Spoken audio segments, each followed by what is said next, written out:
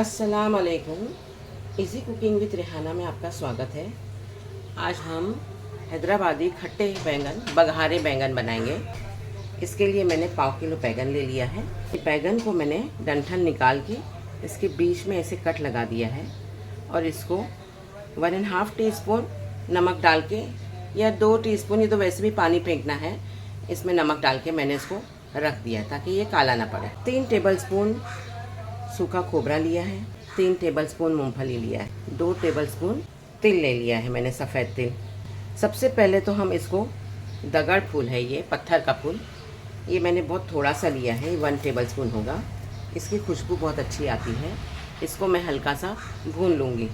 एक बड़ा कप भर के प्याज ले लिया है मैंने, 2 मीडियम साइज़ के प्याज को लेकर काट दिया था।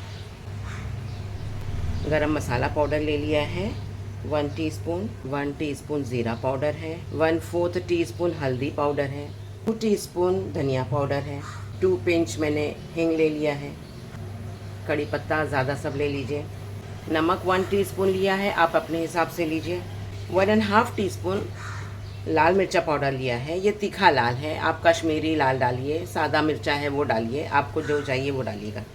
सबसे पहले मैं दगड़ फूल को भून लेती हूँ। ये दगड़ फूल मैंने भून लिया था हल्का सा, इसकी बहुत अच्छी खुशबू आ रही है। इसकी खुशबू बघारे बैंगन में, खट्टे बैंगन में बहुत अच्छी लगती है। बस 1 टेबलस्पून आपको लेना है। इसके ऊपर थोड़ी मिट्टी रहती है क्योंकि ये पत्थर के ऊपर होता है, तो इसको आप थोड़ा सा साफ़ कर लीजिएगा। मूंगफली मेरे पास में भुनी हुई है, फिर भी मैं इसको हल्के से भून लेती हूँ। मैं फ्रिज में रखती हूँ इसको। मूंगफली और खोपरा, तिल, तीनों को आप अच्छे से भून लीजिएगा। मूंगफली हो गई है, इसमें हम 3 टेबलस्पून सूखा नारियल डाल देंगे। ये मैंने ग्रेट करके हल्का सा भून के फ्रिज में रखा था, इसको भी थोड़ा सा हम गरम कर लेंगे। ये भुना हुआ है इसलिए इसको बहुत ज़्यादा भूनने की ज़रूरत नहीं पड़ेगी, बस हल्का सा गरम हो जाएगा ये। इसमें हम तेल भून लेंगे। तेल, मूंगफली और खोपरा तीनों चीज़ ज़रूरी है, इसके बगैर मसाला नहीं बनेगा। देखिए तेल चटक रही है, इसका मतलब तेल भी हमारी भुन गई है। 1 टेबलस्पून हम इसमें तेल डाल देंगे और ये प्याज को अच्छे से भून लेंगे। ये 2 प्याज लिया है मैंने। आप इसको बगैर काटे, बगैर छिले प्याज को गैस पर भी आप भून सकते हैं, या जिनके पास में चूल्हा है चूल्हे में डाल सकते हैं। जैसे हम भरते के लिए बैंगन डालते हैं वैसे आप प्याज डाल दीजिए 2, उससे भी बहुत अच्छी सौंधी खुशबू आती है। ये देखिए हमारी प्याज ऐसी होनी चाहिए, थोड़ी सी कैरामलाइज जैसे हो बस। अब इसको हम इसी मिक्सर में निकाल देंगे जिसमें हमने खोपरा और मूंगफली तिल पीसा है, उसी में हमने दगड़ फूल भी डाल दिया है। इसमें हम 1 टेबलस्पून अदरक लहसुन डाल देंगे। ये मसाला पीस लिया है मैंने, इसमें प्याज भी पीस लिया है, दगड़ फूल है, अदरक लहसुन है। अब हम इसमें ये मिर्चा पाउडर डाल देंगे, ज़ीरा पाउडर, गरम मसाला पाउडर, धनिया पाउडर, हल्दी पाउडर और नमक। इस सबको हम अच्छे से मिक्स कर लेंगे और हम बैंगन में लगा देंगे। मसाला हमारा तैयार हो गया है। अब हम बैंगन में इस तरह से इसको भर लेंगे।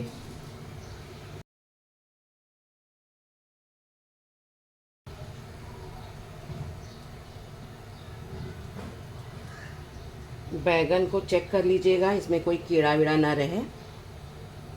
हमने बैंगन को अच्छे से मसाला भर दिया है, ये देखिए। और कुकर लिया है मैंने, ये मोटे पेंदे का कुकर है, और इसमें मैंने 6 टेबलस्पून ज़्यादा थोड़ा सा तेल डाल दिया है। इसमें बैंगन में थोड़ा सा तेल ज़्यादा पड़ता है।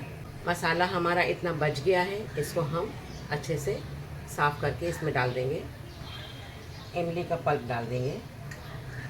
सबसे पहले हम इसमें ज़ीरा डालेंगे, 1 टीस्पून ज़ीरा डाल दिया है। इसमें हम कड़ी पत्ता डाल देंगे, 2 डंडी मैंने कड़ी पत्ता ले लिया था। इसमें ये हींग डाल देंगे, ये 1/4 से भी कम है, 1/8 टीस्पून है। इसमें हम ये बैगन डाल देंगे। बिस्मिल्लाह। बैगन को हम अच्छे से पहले भून लेंगे, फिर हम बाकी का मसाला डालेंगे। बैगन हमने भून लिया है, अब हम इसमें सारा मसाला बाकी का बचा हुआ डाल देंगे। इसमें हम इमली का पानी भी डाल देंगे। फ्लेम मीडियम करिएगा, बहुत हाई फ्लेम पर मत करिएगा, ये मसाला नहीं तो जल जाएगा। पल्प आप अपने हिसाब से डालिएगा, आपको कितना खट्टा चाहिए।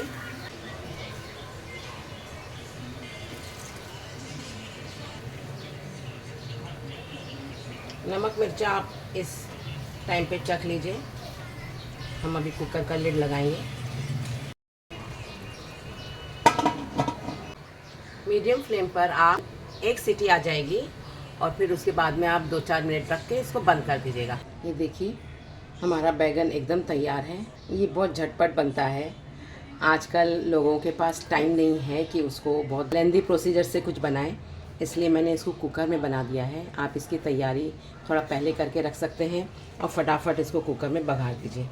आप अपने हिसाब से इससे छोटे बैगन ले सकते हैं, इससे बड़े ले सकते हैं। आपको अगर ये काट के बनाना है, आप हाफ काट के भी बना सकते हैं। आपको मेरी ये रेसिपी पसंद आई हो तो लाइक, शेयर, कमेंट और सब्सक्राइब ज़रूर करिएगा। Thank you.